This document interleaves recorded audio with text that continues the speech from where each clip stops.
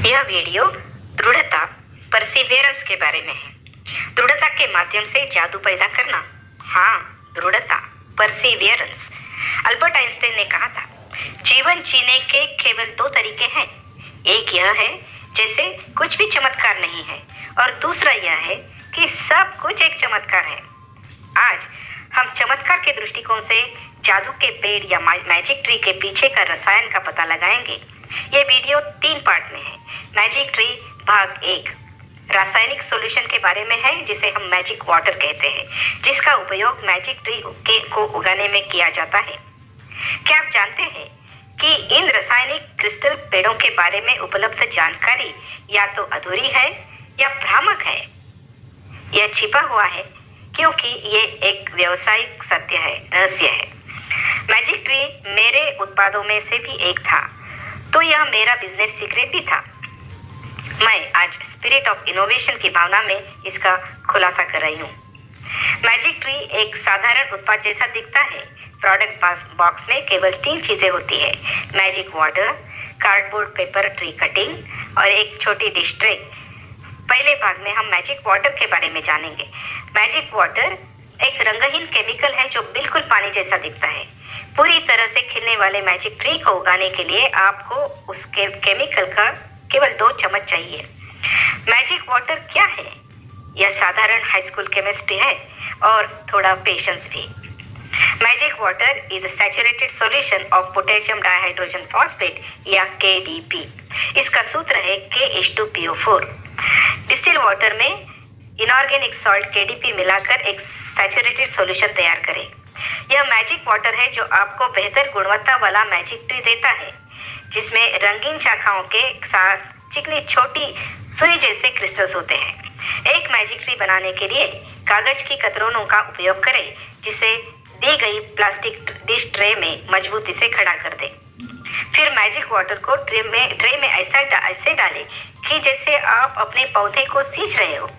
जैसे ही आप सॉल्यूशन डालते हैं, यह कागज के पेड़ से उठना शुरू हो जाएगा।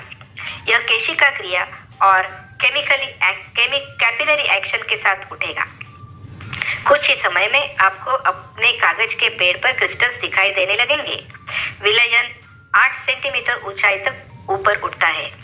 इस तरह विकास दिखता है 1 घंटा, 4 घंटे और 6 घंटे के बाद। केशिका क्रिया की सीमाओं के कारण पेड़ की अधिकतम ऊंचाई 8 सेंटीमीटर होगी। आप कई अलग अलग आकार के पेड़ उगा सकते हैं। सुई जैसी क्रिस्टल्स बनाने की महानता KDP का कारण होती है। कोई अन्य रसायन आपको यह उत्तम गुण नहीं दे सकता। क्रिसमस के समय के दौरान आप जादुई क्रिसमस ट्री को हरे रंग या अपनी पसंद के कई रंगों में बना सकते हैं।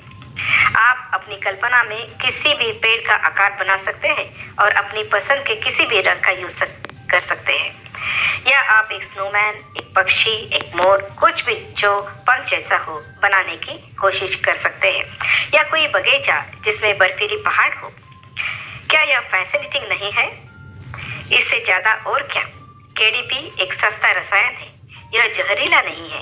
वास्तव में फॉस्फेट होने के कारण ये वास्तविक पौधों के लिए एक उत्कृष्ट खाद्य है। पर रुको, केमिस्ट्री हमेशा सब्र का शौक है, पेशेंस। रसायनों को संभालते समय हमेशा याद रखें, सुरक्षा पहले, सेफ्टी फर्स्ट। जिम्मेदार होने की आदत डालें और किसी भी रसायन को छूने के बाद हमेशा अपने हाथ धोएं। जादू के पेड़ का भाग 1 यहाँ समाप्त होता है। मुझे आशा है कि आप जादू के पानी को समझ गए होंगे और इसे बनाने के लिए उत्साहित होंगे।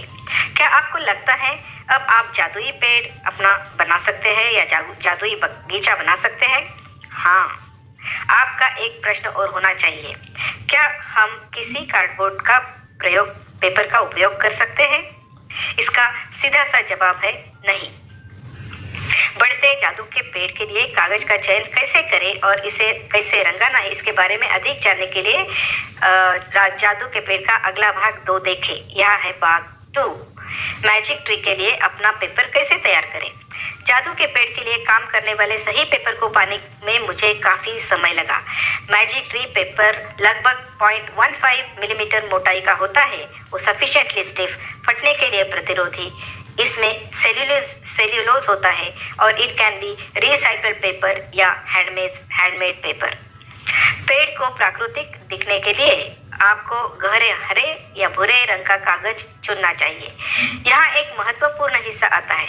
मैंने एक जादू का पेड़ उगाने के लिए 100 तरह के कागजों का परीक्षण किया। मैं निराश हो गई थी। बढ़ रहे क्रिस्टल्स खराब थे और मेरा पेड़ बहुत कम या पर्याप्त स्वरूप से विकसित दिख रहा था। इसके बाद मैंने पेपर को कुछ घंटों के लिए KDP के डाइल्यूटेड सॉल्यूशन में भिगोकर रासायनिक रूप से ट्रीट किया। कागज के ट्रीटमेंट ने इसके कैपिलरी एक्शन को बढ़ाया। आप अपने मैजिक ट्री को कैसे कलर देंगे?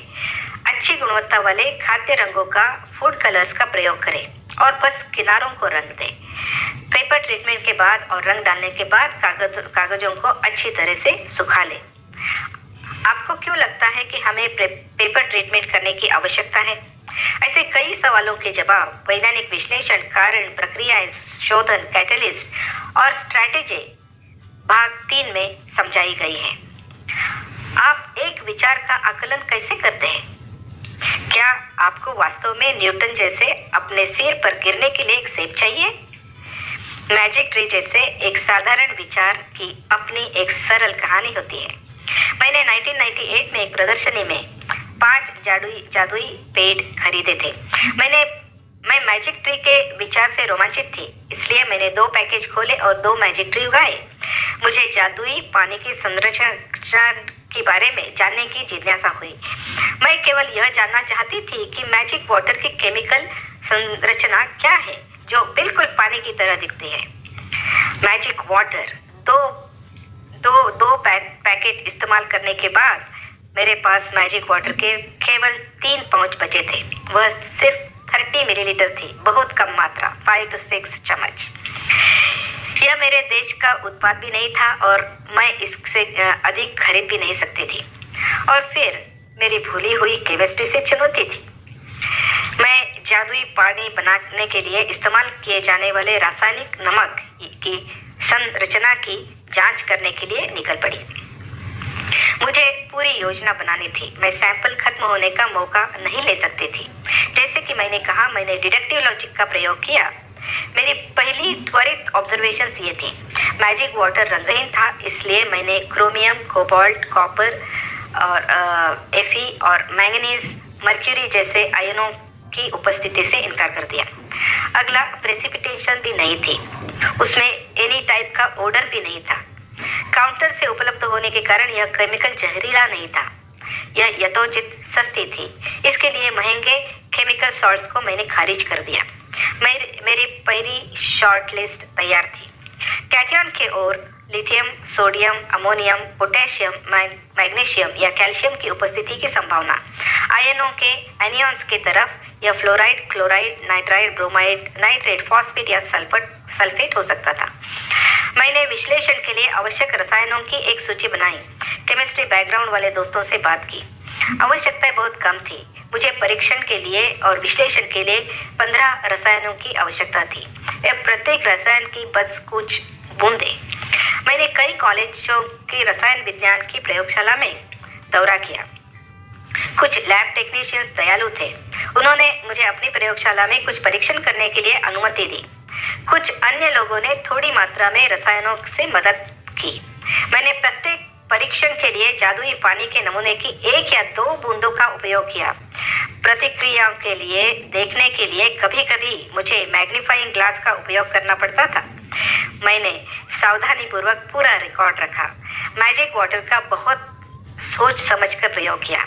अंत में मैंने कैटियन के रूप में पोटेशियम और एनियन के रूप में फॉस्फेट की एकमात्र संभावना को शॉर्टलिस्ट कर दिया। इसमें अभी 3 संभावित केमिकल सॉल्ट थे जो मैजिक वाटर बना सकते थे। K3PO4, KH2PO4 और K2HPO4 या इनका कुछ कॉम्बिनेशन। इस स्तर पर मैंने तीनों सॉल्ट्स खरीदे। वाह, KH2PO4 या KDP सॉल्यूशन ही मैजिक वाटर था। मैं रचना खोजने में सफल हो गई थी। अब अगली बारी मैजिक ट्री के लिए उपयुक्त कागज की तलाश करने की थी।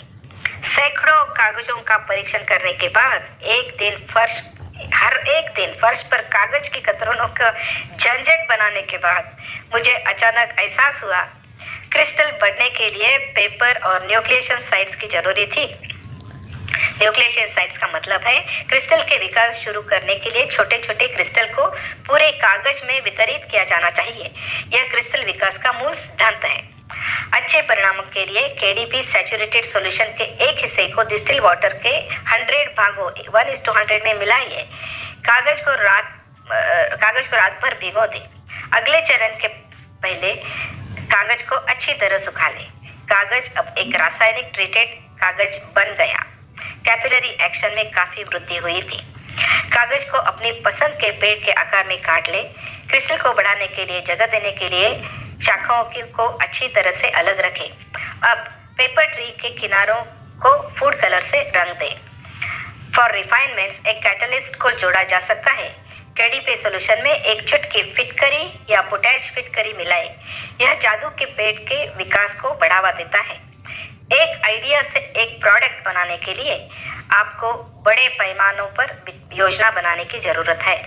पहली नज़र में मैजिक ट्री बच्चों का खेल लगता है। It is not. अपने आइडिया को पहचानने के लिए क्या आपको हमेशा किसी समस्या का समाधान खोजना पड़ता है? इसके बारे में सोचो। यहाँ एक रिमाइंडर है, केमिस्ट्री सब्र का शौक है।